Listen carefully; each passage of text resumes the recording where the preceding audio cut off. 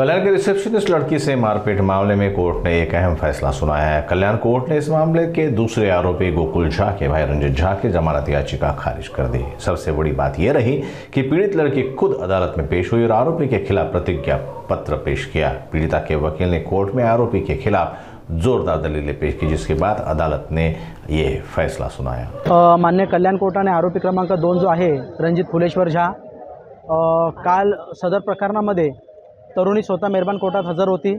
तिने यांचा जामीन अर्ज फेटाळण्यासाठी तिचं सत्यप्रतिज्ञापत्र मेहरबान कोर्टात दाखल केलं आणि त्यामध्ये जर सदर आरोपीचा जामीन झाला तर तिच्या व कुटुंबियाच्या जीवितास गंभीर धोका आहे।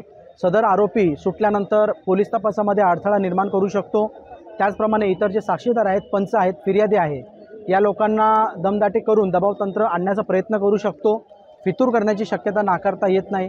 त्याचप्रमाणे जामिनावरती जर त्यांची सुटका झाली तर हे पीडित व कुटुंबियांना घातपात करून पुन्हा परप्रांतात जाऊन लपून बसण्याची शक्यता नाकारता येत नाही।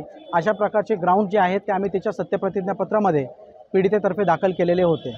त्याचप्रमाणे सरकारी वकील श्री सपकाळे सर यांनी, त्याचप्रमाणे पीडितेचा वकील म्हणून आम्ही त्याचा आरोपीचा जामीन अर्ज नामंजूर होण्यासाठी सक्षम युक्तिवाद मेहरबान कोर्टासमोर केला आणि तो युक्तिवाद मेहरबान कोर्टाला कुठेतरी पटला। आमचे मुद्दे कोर्टाने मान्य केलं आणि मेहरबान कोर्टाने आज सदर आरोपी क्रमांक 2 याचा जामीन अर्ज, तो जर त्याची सुटका झाली जामिनावर तो पीडितेला इजा पोहोचवण्याची शक्यता नाकारता येत नाही।